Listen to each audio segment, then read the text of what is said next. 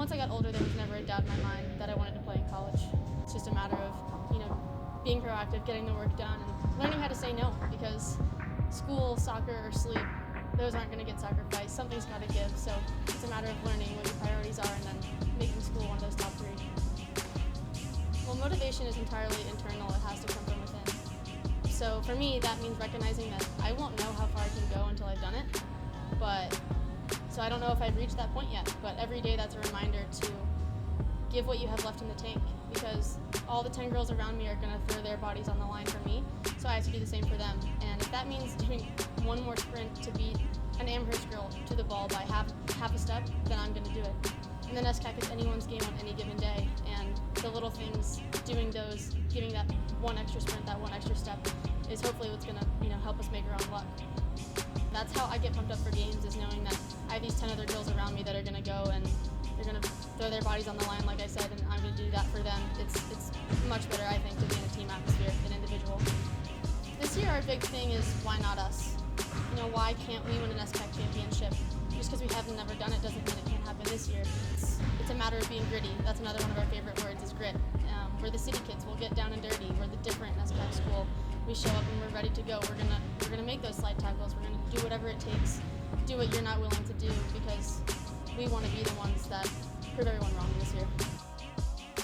So I was originally a clinical psych major, and I loved the disorders, the psychopathologies, the abnormal behaviors and all that, but I had to transfer to general because of soccer, which I still love, just about how people tick, what makes them do what they do, relationships between people, and I want to pursue a career in commercial real estate, which of all businesses is pretty much just entirely people. It's about meeting people, finding people, understanding people, persuading people, selling yourself as a person. I was on the suburban brokerage team at Colliers International this summer, so a lot of reading leases, stacking buildings, walking the city, learning the city, those kinds of things. It really is fascinating, and I look forward to hopefully at least a few years in Boston of doing commercial real estate.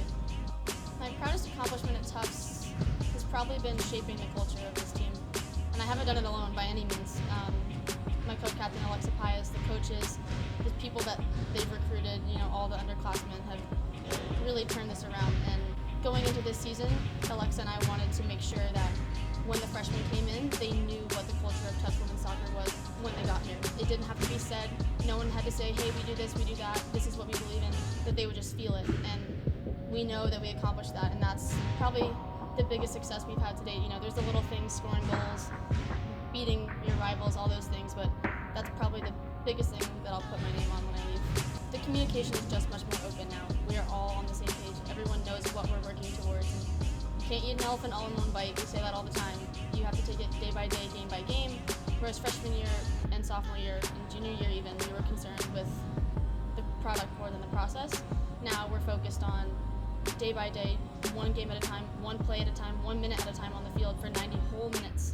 I just knew in my heart that this is where I wanted to be. It just felt like home. It sounds so cliche, but that really is why. It was a rather uninformed decision, I would say, coming here. I didn't know they didn't have a business school, which had I gone somewhere else might have been what I majored in, all these things. So it really was just that it felt right. I loved the coaches, and I was mostly focused on soccer, so meeting the girls and coming to the camps, I just knew that it felt right. But being here, the people are really what I love. Everyone here is so well educated, they're so intelligent. Sometimes you feel like the dumbest guy in the room, but I love that. I love the stimulated conversation. My biggest piece of advice for people looking to play college sports would be to consider where you'd want to be if you got hurt early on in your career. If the first day of preseason your freshman year, you tore your ACL, you could never play again, as morbid as it sounds, where would you want to be? And I know that I made the right choice there, because my junior year I got hurt and was out for almost the entire season, with the exception of probably 90 minutes, and never skipped a beat. Never questioned why I was here, never felt like I was in the wrong place. So go with your instinct, with what feels right. The fact that it feels so homey and is so welcoming, that's what I love about Tufts.